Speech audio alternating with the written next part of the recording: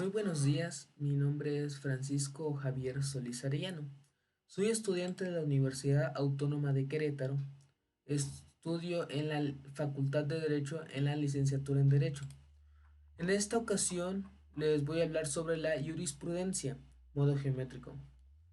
En el texto que se mencioné, el autor inicia diciendo que hablará sobre la jurisprudencia romana con referencia a la cultura griega, iniciando con un comentario bastante interesante. Dice que los griegos no inventaron la ciencia, sino que dejaron instrucciones o los elementos para que los romanos la inventaran. Menciona que Aristóteles habla sobre la prudencia, diciendo que consiste en ponderar a lo conveniente que no es objeto del arte, diciendo que el arte sería la ciencia. Toma referencia que el arte es la ciencia. Un tanto después, al hablar con Agamenón y Néstor, dice que la prudencia tiene por objeto las acciones humanas y sobre las cuales deliberarse. En una parte de la lectura dice que la humanidad siempre se ha hecho ciertas preguntas, hablando específicamente de dos: ¿qué es y qué hacer? Mínimamente esto lo hemos tenido en nuestros pensamientos alguna vez. Añadiendo la prudencia, no dice que no es caprichosa ni arbitraria. Procede con el mismo rigor de la ciencia, ajustándose a la razón. Los romanos sabían ya sobre la existencia de la jurisprudencia. Esta existía desde el inicio de Roma, ya que los romanos vivieron siempre al lado de jurisprudentes. La jurisprudencia era un oficio practicado por individuos preclaros.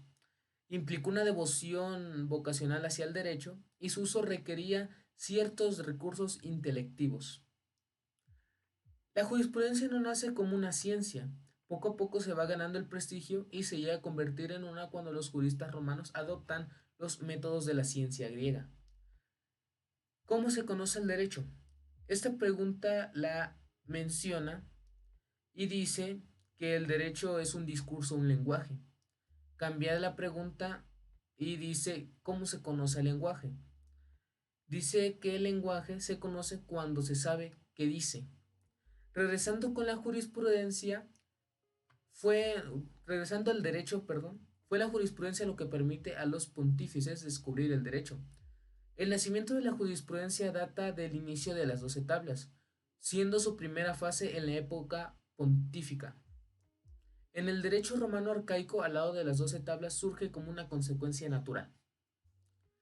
En Roma surgió una profesión la cual consistía únicamente en el conocimiento o el saber del derecho. La segunda fase de la jurisprudencia es en la cual el conocimiento del derecho se comienza a difundir, siendo una de las más importantes la inter alia, en la cual venían las legislaciones. Esta fue hecha por Claudius Caecus, pero fue robada y publicada por Cneo Flavius.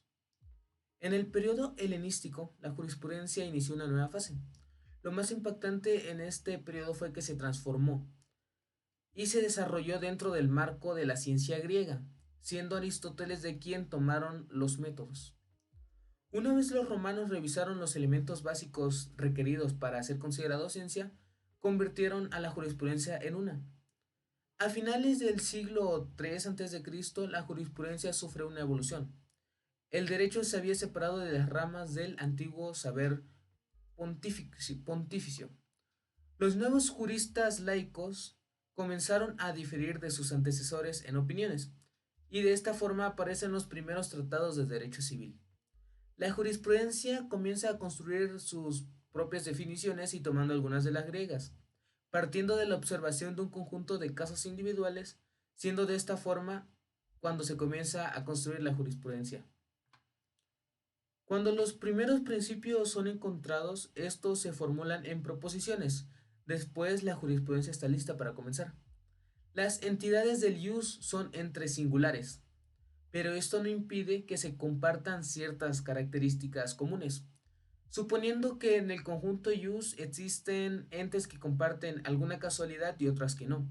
Con esto la jurisprudencia dice que no son singulares, sino una clase de cosas, como lo menciona cualquier ciencia.